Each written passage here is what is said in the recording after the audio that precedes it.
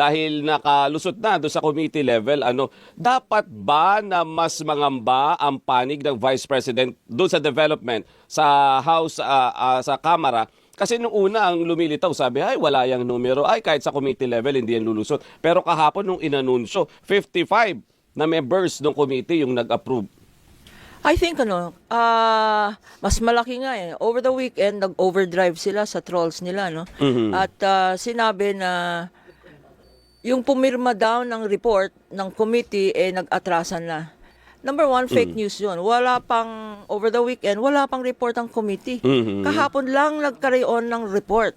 Correct. At ang report, hindi naman pinipirmahan yan, raise your hand lang yan. So pag hindi mo alam yung mga background na yan, maniniwala ka, ay nakawala lang suporta itong impeachment kasi nagsialisan na. Oo nga. So talagang sabi nga ninyo, it's good to be informed, no? Huwag tayong makinig sa marites, huwag tayong makinig sa mga trolls na yan. Kasi nagiging maingay na, no? And to me, that is an indication of takot na sila na lumalakas ngayon ang troll army ni Vice President because gumagawa sila ng counter-narrative to the truth. Diba? That to me is an indication of fright or flight. Kasi kung inosente ka, you will not miss any opportunity to prove your innocence. She missed her opportunity several times in the House. Huwag siya magrereklamo or her defense team na sa Senate na lang sila pupunta. At saka parang nagkakagulo na yung messaging nila sa defense team, no? Because from what we've heard, sabi ni Attorney Powa, in an interview, sabi niya, we are ready to go to the Senate. Kahapon narinig ko na naman, meron na siyang, if we go to the Senate. Sandali.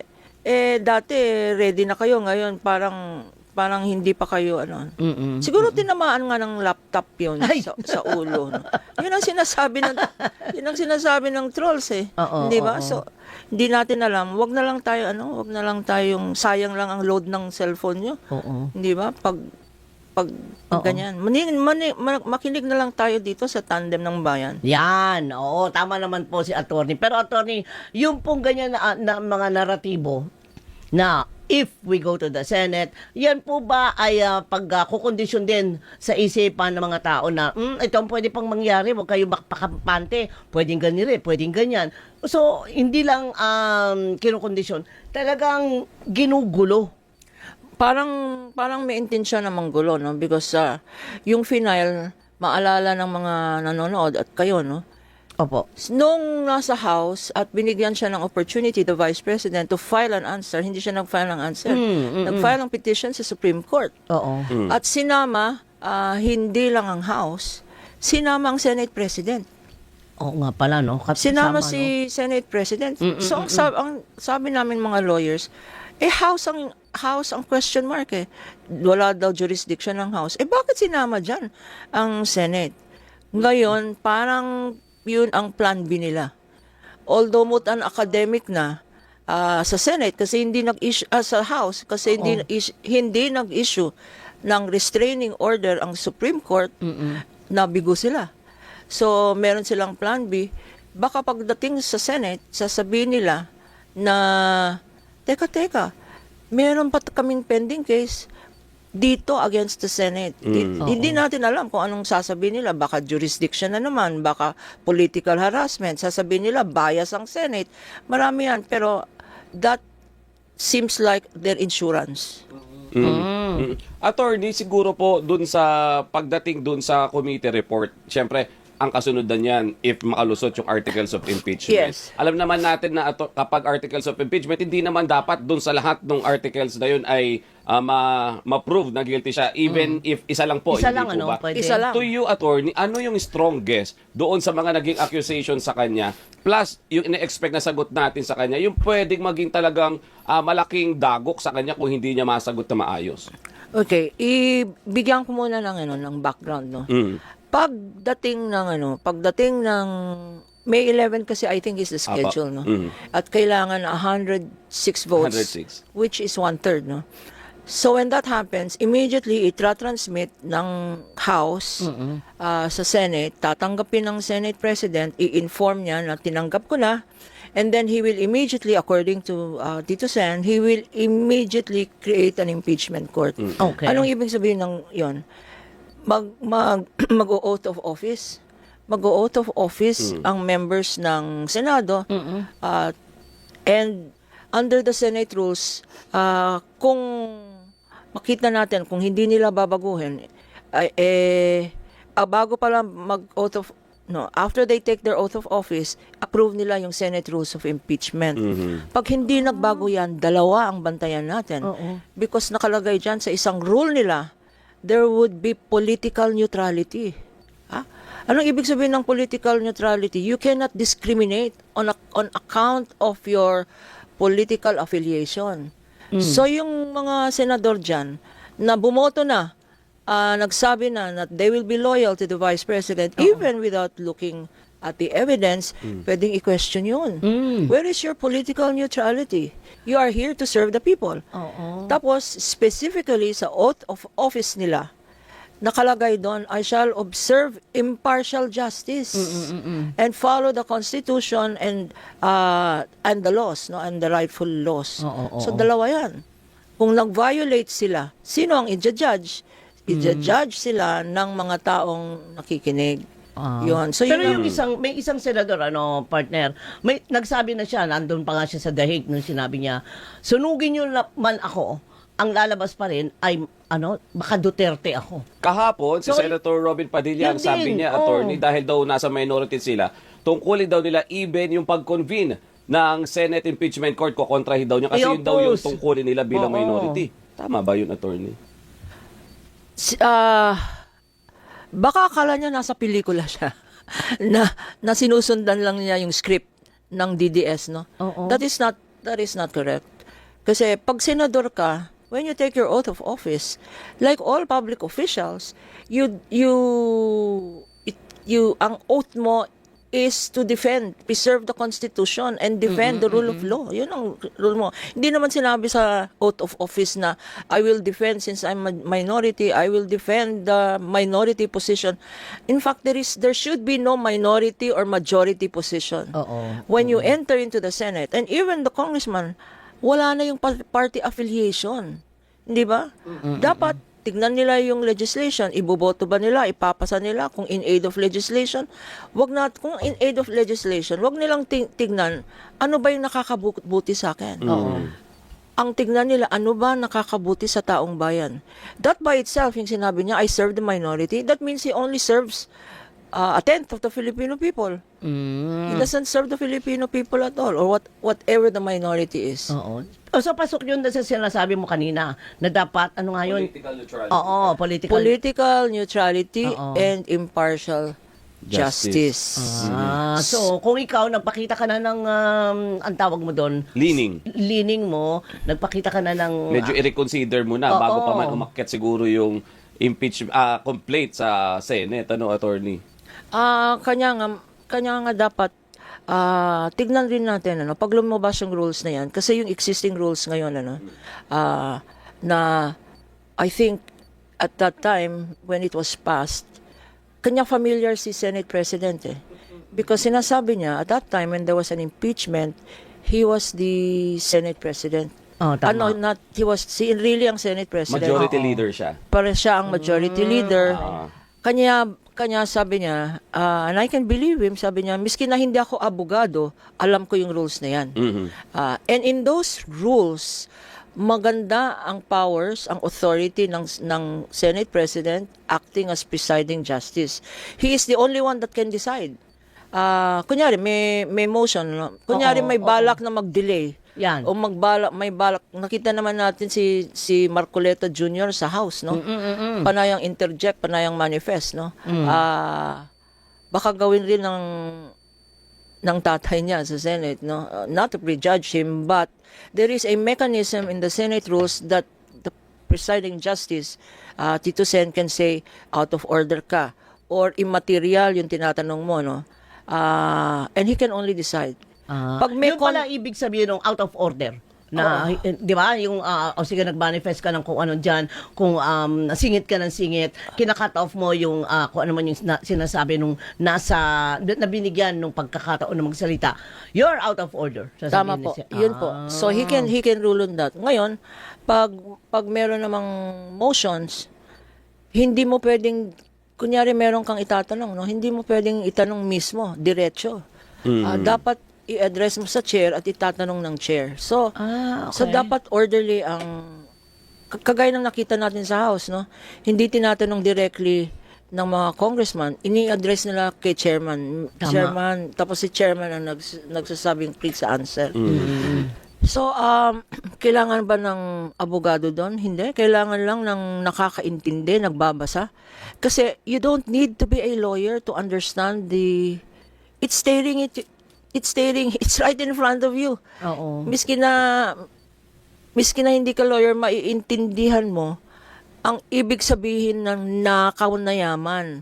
Ang ibig sabihin na hindi nagdeklara, undeclared wealth. Ang ibig sabihin na safe houses daw na ginamit sa pinagam.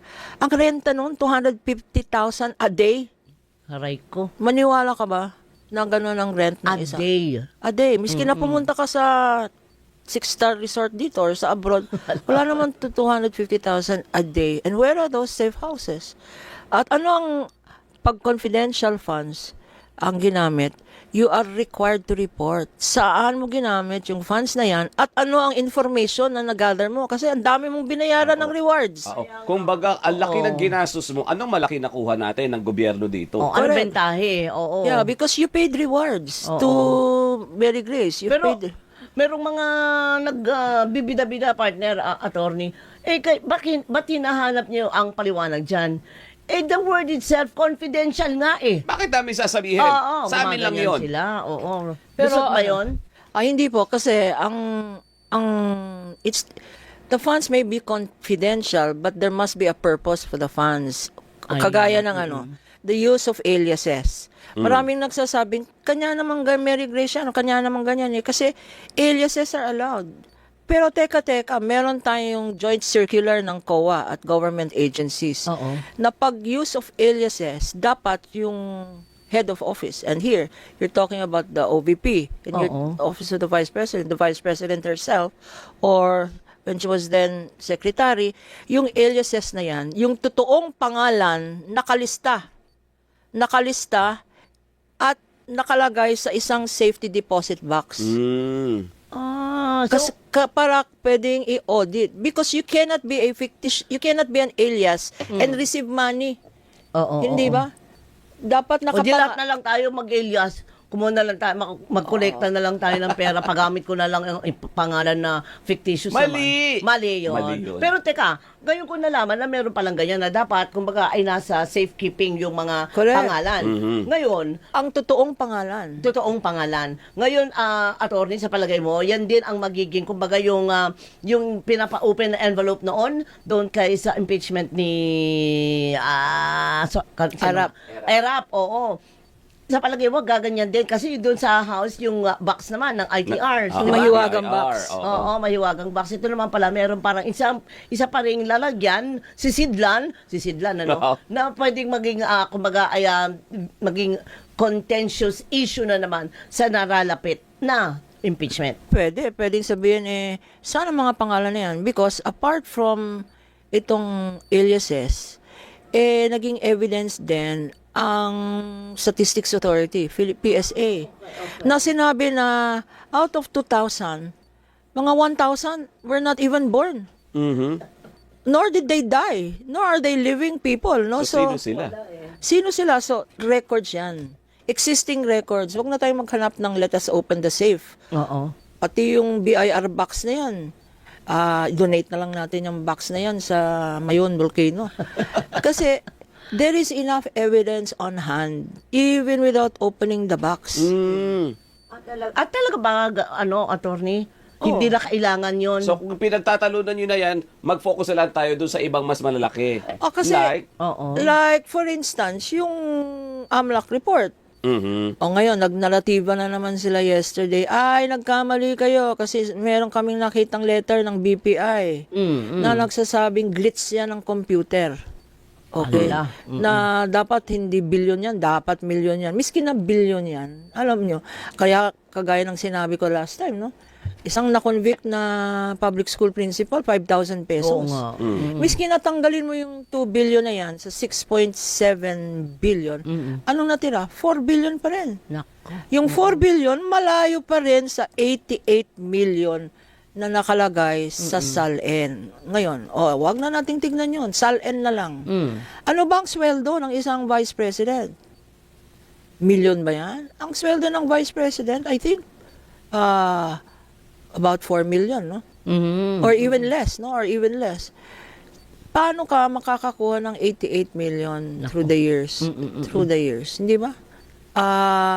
Yun, unexplained wealth yun. Ngayon, sasabihin niya, marami naman kaming businesses. Correct.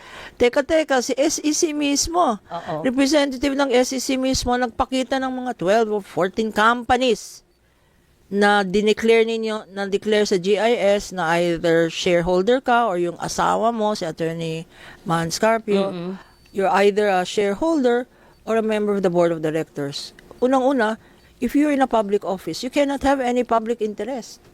Diba? Bawal. Bawal yan to have Oo. any private interest kasi pag nasa Congress, pag nasa public office ka, di bibigyan mo ng bibigyan mo ng investment yung company mo. But even that, bankrupt lahat. Doris and Robert, the companies are bankrupt. Yung isang company na nakagawa ng pera is even less than $1 million. So if you add that to what her official income is, paano naman makakatungtong ng 88 million? Madaling intindihin ng tao yan. Hindi ba? Sandali, ako, daily wage earner ako.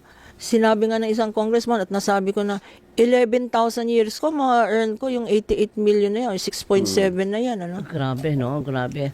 Yung sa, Go yung sa ahead, COA partner. report, attorney, ganon din ba kabigat yung mga pinababalik sa kanila na mga pondo Tama. sa Vice President? At saka, ang haba na ng dinaanan na yan, yung COA report na yan, dumaan na ng appeal sa COA mismo and bank, no? Dininay na, 78 million. Okay? Ang dininay at dapat isoli na yan. Ano? Hindi lang yan, meron pang tatlong tranches, no? Siguro, pag inad mo, baka umabot ng 400, 500 million yan. Disallowed rin, may notice of disallowance na rin. Kasi, wala nga silang ma-explain eh. Wala silang ma-explain. Ano bang tunay na pangalan yan? Bakit gumamit ka ng safe houses? Bakit bumili ka ng medical supplies, food supplies, confidential funds? Bakit mo sinabi na binigay mo yan sa military para mag-conduct ng youth nga. leadership? Sabi mismo ng military, pinapirma lang naman kami. Wala naman kaming isang kuting na natanggap. No? That by itself. Will the military lie for... At walang event na naganap. At walang event na naganap. Continuing education program ng military. Okay. Wala, at saka, anong resulta ng Sabi mo, it is because there is this bullying in classrooms. Teka. Who are these schools that have not adopted and no zero tolerance for bullying? I-report mo. At saka, they are not the implementing agency. Miski na may confidential funds ka, wala kang karapatan to implement. You have to give it to the implementing agency. Kung bullying lang, bigay mo yan sa NBI or sa police. Kung merong use of computers for, kunyari, mga nagko-computer sa eskwelahan, ginagamit nila for electronic scam, dalhin mo sa to Department of Justice para mag-investigate. The DepEd and the Office of the Vice President, if it is true that it really was used for confidential funds to obtain confidential information, mali pa rin. Miski natutuwa yan, mali pa rin ang proseso. Kasi may proseso, bigay mo yan sa implementing agency. Hindi ikaw ang dapat gumawa niyan. So, even if they question na meron talagang mga totoong tao, malay mo, may dumating doon, Mary Grace Piatos, o may kumakain ng Piatos, o nakakita daw si Senator Beto na pamilya Piatos sa Davao. Sa Davao. Yun ang yun ang story. Ano? Yun nga ang claim nila. Meron naman daw talagang may apelyido na Piatos, pero sa Davao. But, But- that, in itself, again, raises question. Yeah, Kasi- but even if that were true, miski na totoo yung kwento na yan, Oo. ay violation of law ka pa rin. Ah. Kasi you did not follow the procedure. Report, submit the names, put it in a vault, give it to the implementing agency, this confidential information. Oo. Dapat lahat pala, partner, lahat. may Proseso yan eh. proseso. Yeah. May tanong lang ako, attorney. Hindi pa naman nangyayari. Kumbaga, hindi naman sure, hindi ko alam kung nasa karakter din to ng Vice President. Oo. Paano kung dahil umalis siya, hindi na siya bumalik? Magpatulong siya sa ibang bansa, ang nagiging pattern nung kay yung mga dating inahanap. Teves, oo. si Saldico. Saldico, si dating Roque. spokesperson Harry Roque, Oo. and with the Vice President, what if, hindi ko naman alam kung gagawin niya, anong pwedeng mangyari with this Okay. complaint? Dalawang pwede niyang gawin, ano? Either mag-resign siya or she disappears from the face of the earth. Magtago siya, no? Kasi siguro mabwisit na. Ayaw na niya dito, no? Oo. Samahan na lang niya si Harry Roque. Okay. But anyway, if the Vice President resigns, ang question ng marami, itutuloy ba ang impeachment na yan? Yan. Ang sagot oo. Kasi impeachment has two things, removal from office and permanent disqualification. Miski na hindi mo na siya ma-remove kasi nag-resign na. Oo. Meron pa yung second penalty, removal. At kung convicted siya, hindi siya pwedeng tumakbo sa 2028. Okay. Hindi man mag-resign, sabihin nila, bahala na kayo sa buhay niya dyan. Defense team ko, I have 16 the Campanilla lawyers. Hindi siya sisipot. Hindi pwedeng hindi siya sumipot. Bakit? Ang problema, pag hindi siya sumipot, mahirapan ang defense team because evidence must be based on personal knowledge and authentic records. Ano yung personal knowledge nila? Narinig ko nga yung interview ni Attorney Pao. Ang sagot niya sa bakit hindi dineclare sa bank, sa column ng cash in hand ng bank. Ang sagot the Vice President told me, sinabi sa akin ng Vice President na linagay dyan sa others. Sandali, mga lawyers will know, pag sinabi sa akin, hearsay yan. Hearsay agad. Hearsay yan pag hindi mo ma-cross-examine. Hearsay because it was told to you, you had no personal knowledge. Hindi mo nakita yung bank account. Ngayon, sa documents, may signature ang isang vice president. Di ba? Authentic ba yan? Hindi natin alam. Because walang vice president who will say, that is my signature. Or that is an authentic document. Or that is a receipt that I gave. So, in terms of evidence, speaking from as a lawyer, they will fail. In the weight of their evidence, it will all be hearsay. It will all be second-hand knowledge. It will all not be on authentic or verified records. No? So kung ganyan po ang sitwasyon na kinakaharap niya pala, no, Robert, susugan ko lang yung tanong mo, sa palagay mo, babalik pa siya? Babalik ba siya? Hindi ko alam. Tanungin natin kay Attorney Sulaika kung babalik pa siya. Easy, mama! Wala talaga naman nakakaalam, kundi siya lang kaya lang tayo, nag-aabang tayo. Nagbabantay kung anong development. Hindi, kasi parang, kung mauuwi pala sa taguan lang, ba't pa tayo nag-aaksaya ng panahon na ang tagal-tagal na to itong usapin ng impeachment, ang dami ng trabaho ng ating mga mambabatas na nabitin dahil lahat sila focus dito. Pero kung kagaya doon sa House, kahit wala siya, gumulong, baka tuloy-tuloy yan. Kahit na hindi siya mag-appear, iaakit pa rin nila. Sabi ni Senator Amy kahapon, 100% sabi niya, sigurado ka akit dito sa Senado. Tinatakot nila ng FLR, tsaka for FLR. later release sa budget. Tsaka sabi niya, yung kakasuhan daw ng 3 letters, OMB, Ombudsman. May ganun daw. May pananakot na ganon. Kaya daw boto in favor. Yun yung sabi ni Senator Amy. Ang tawag dyan, mind condition, kino-condition, no? And maraming nanonood sa program ninyo. Kung in the worst scenario that they are able to get away with what they're saying, no, at ma-acquit ang isang vice president, Sara, despite her psychiatric condition, in my view, tapos tumakbo yan ng presidente in 2028, sinong may kasalanan? Ang may kasalanan dyan, hindi yung mga senator judges na nag-acquit sa kanya. Kung manalo pa siya as president, tayo nang may kasalanan. Kanya dapat kasabay nitong pag-intindi natin o pag-watch natin dito sa Senate hearing, let's also get truly informed. Magbasa-basa tayo. Ano ba talaga yung constitution na yan? Bakit napakalaga? Ano ba talaga ang functions ng isang senador? Meron bang sinasabing loyalty to the minority? Ano ba ang function ng media? You in media have an obligation as well to educate. Ang problema is there is good media and there is bad media. And I'm very happy that in tandem, this to me is not Ay, only a nako. good media, this is a happy media. I'm Maraming so salamat, happy to ma'am. be here. Thank you, Thank ma'am. you. Oo.